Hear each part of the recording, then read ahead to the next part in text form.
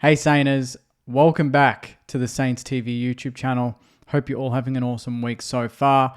In this video, I want to talk about the pressure that St Kilda is going to be under going into 2026. We've seen a lot of articles over the last couple of months, particularly off the back of even the last week, the trade period and what we've done there. What is the pass mark for St Kilda? What St Kilda needs to achieve next season? What would you be happy with in the next couple of years? And you can just tell from the media that there is pressure on the football club. I even saw an article that showed that Ross Lyon, I think it was on Zero Hanger, potentially, that he could be the coach under the most pressure, or one of, in 2026. And I hadn't really thought about that, but I've started to think about the reasons why there is pressure, and obviously there are obvious reasons, and I just wanted to do a video almost like the 5 things we learn. I've got a couple of dot points on what I think has triggered those pressures, and obviously if there's things that I missed, please put them in the comments as well. But straight off the top, obviously the massive financial outlay that we have implemented in the last couple of months, that we have planned for the last couple of years, heading into this year's trade period. Obviously, it kicked off with the free agency, with Jack Silvani on big money, Tom De Koning on the biggest money, and that's been pretty much 12 months in the making. When you splash cash like that, you're always going to put a target on your back. Not only the club gets pressure from that, because it needs to justify that cost, and based on the costs that have been floated around in the papers and in the media, those outrageous costs, especially when it comes to Tom De Koning. And can he live up to that? Can he deliver what St Kilda has invested into him? Those are the question marks.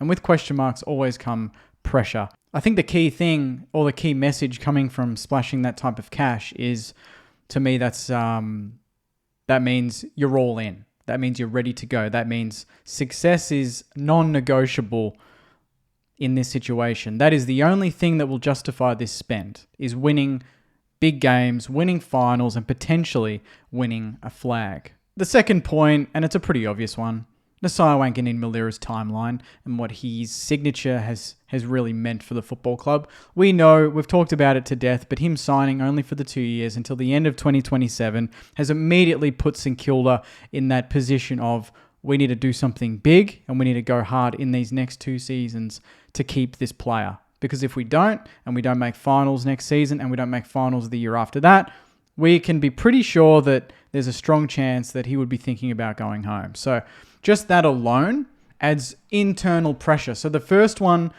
it's a bit of internal and external. This one is really internal because his signature has said to the football club, I'm staying, I'm sticking around, but we need to get moving. We need to be aggressive. And obviously Ross and Graham Allen mentioned that if the signature didn't take place, that they wouldn't even really have gone to the trade period at Marvel Stadium and spoken to other clubs because they may not have had that much work to do. But his signature signified a vote of confidence and a step in the right direction for the football club to say, okay, we've got the cash, we can do this.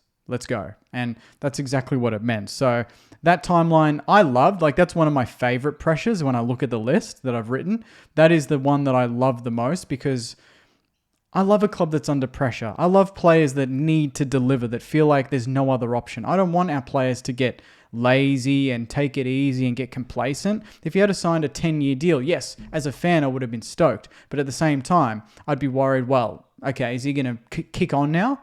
And I feel like, his teammates going to kick on, or are they going to get comfortable that he's signed, So the fact that it's only 2 years puts pressure on Ross, puts pressure on the board, puts pressure on his teammates, and obviously himself to maintain that standard, because his next contract, you don't want to see it go backwards from there, whether it's at St Kilda or not. So that timeline that Naz has set us is that timeline overall as a club to go for it and go for it big. The other one, I mean, it's the giant elephant in the room. Anytime you mention you're a St Kilda supporter to anyone, maybe it's not even the elephant in the room because it does become quite obvious very quickly, especially if you're talking to a Collingwood or Geelong or Hawthorn supporter. Our flag drought. Next year, it's going to be 60 years. It's obviously the longest drought in the AFL currently, 60 years next season. So that in itself is just always going to be pressure When are we going to finally do it? When are we going to get over the line and win that elusive second flag? That's the bugbear, that's that weight on our shoulders that we have to carry. And even the players as well, knowing that a second flag for St Kilda would be monumental, but also to get there doesn't mean we're going to win it, and I'd hate to think of a world where we get there again and we don't get it done again, and you just think, geez, this club is cursed forever. But I feel like we've sort of put ourselves in a position where maybe it's actually possible. The other point, and I think this is an exciting bit of pressure again, is that we're getting a lot of players on our list that are hitting that sort of 50 to 100 a game mark. And that's always when they kind of mention, the experts say that's really when players start coming into their own. It's not their first season. It's maybe their second or third season. Really, when they get 40 games, 50 games into them, you really want to fast track that. And I feel like we've done that with a lot of players.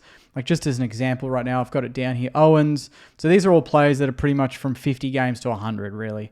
Owens, Naz, Windy, Caminiti, Sharman, Wilson, Filippo, King, Liam Henry, Flanders, and Tom de Koning has played 100 games on the dot with Carlton. So, 101 will be his first for St Kilda. So there's a lot of players, and that is a lot of excitement there, especially Owens, Naz, Wilson, Filippo, Winhager, Sharman. These are very important, Flanders, like very important players for us that are getting to that point in their career where we can't really view them as kids anymore because they're almost seasoned players now. Like Naz is pushing, I think, 83 games or something. He'll play game 100 next season. Max King will play game 100 next season if he stays fully fit. Filippo will push over 50 to 60 games. Wilson as well. Flanders has played 80 odd, so he'll probably play game 100 next season. We're getting a lot of that core that we think can take us to the promised land towards that 100 game mark. And from that point on, anything is possible. We can't be sitting here saying they're not ready. They haven't had enough experience. Obviously, Filippo and King are a bit different because they've been injured for the last 12 months. But even when they come back in, they're not seasoned AFL footballers, but they are, you couldn't view them as inexperienced, if that makes sense. They've been in the system long enough.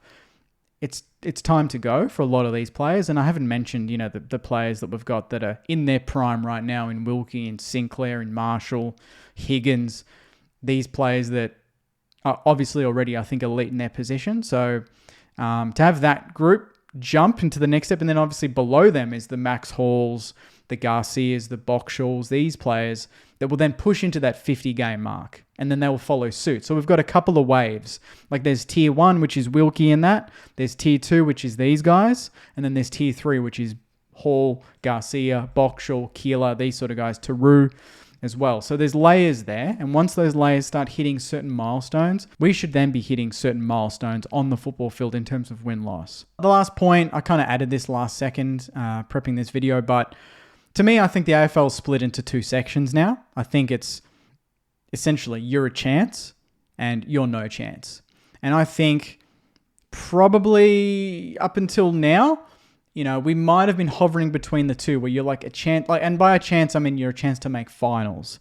And then from finals, who knows what happens, right? It depends on the draw. It depends on injuries and form. And finals are crazy. Things happen in finals that don't normally happen in the season. So I think we've jumped now and we're firmly in that you're a chance or you should be a chance bracket as opposed to you are no chance. And no offense to some of these teams, but I think the no chance bracket is the Essendons, it's the Melbournes, it's West Coast, it's North. I think we're now in that section where you're a chance, and then from there you just need to keep building. So if right now we're in that 6 to 10 bracket, by the end of next season we really want to be in that 4 to 7 bracket or 4 to 8. You know what I mean? So we just need to keep growing, and I think a lot of that will be off the back of the core group that are hitting 100 games. It won't be so much the A graders that we've got right now that have been in their prime for 4 or 5 years, like Sinclair and Wilkie, but the next tier, as long as the top tier can just maintain a level and obviously see that transition.